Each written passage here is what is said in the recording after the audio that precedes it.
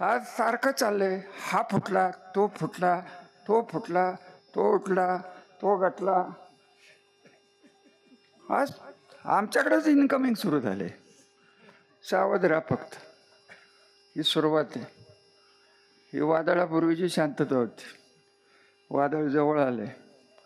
पैसे आणि सत्ता आणि प्रशासकीय अधिकाऱ्यांना धरून केलेली दहशत लोक ज्या दिवस सहन करत नाहीत. फक्त वयाच्या मानाने आजकाल जास्त फिरता येत नाही. त्यामुळे काय तुम्ही म्हणाल काय फिरता येत नाही, ते तर सारखं घराघर फिरते. ते 30 वर्ष त्याचा माझा त्याचं फिरणं म्हणजे वेगळे.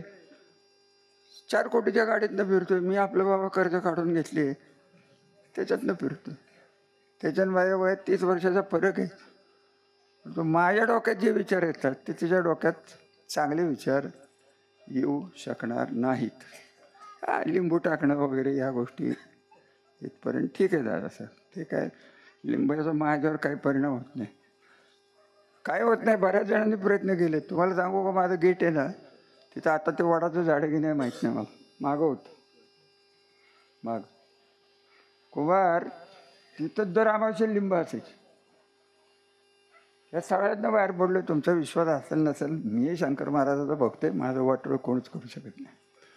श्रीरामाचे आमच्या घराण्याला आशीर्वाद आहेत. आम्हाला काय अयोध्याला जायला लागत नाही. आमचा राम आहे. आमच्या रामाचे आशीर्वाद म्हणजेच अयोध्येचे रामाचे आशीर्वाद. आणि खरं सांगायचं तर त्या मूर्ती तुम्हाला माहीत नाही, इतिहास अहिल्या देवींनी पाठवलेल्या मूर्ती आहेत. बलकवडी आल्यामुळे 20 लाख टन ऊस लागलाय. मी जेव्हा हनुमंतरावच्या काळात बघत होतो 6 ते 10 लाख टन ऊस होतं, जास्त ऊसच नव्हतं. हा 20 लाख टन ऊस कमी झाला तर कारखाने चालतील. अजितराव, हे नीट लक्षात घ्या. मी तुम्हाला गावच्या पुढाऱ्यांना का सांगतोय की हे वाढून ठेवले. नीरा देवघरच्या पाड्यावर या बाबाचं अलग लक्षात.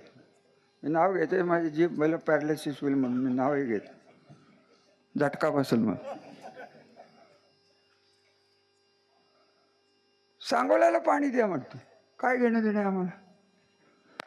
सांगोल्याला 5 ठिकाणावरनं पाणी येते दीपकराव आत्ताच्या घटकेला. सांगोल्याला दुष्काळात पाणी सोडणारा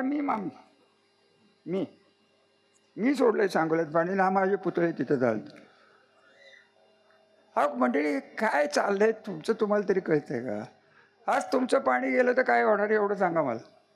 श्रीराम कारखाना बंद पडला तर माळेगावच्या पाया पडायला जाणारच. जुन्या मंडळीने अनुभव घेतला असेल.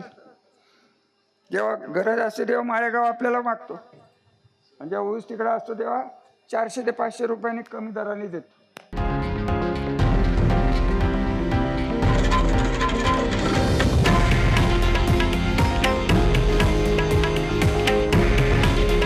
हे आहे देशातील नंबर 1 न्यूज नेटवर्क आणि आपण पाहत आहात TV9 मराठी. काळजी तुमची, हित महाराष्ट्राचं.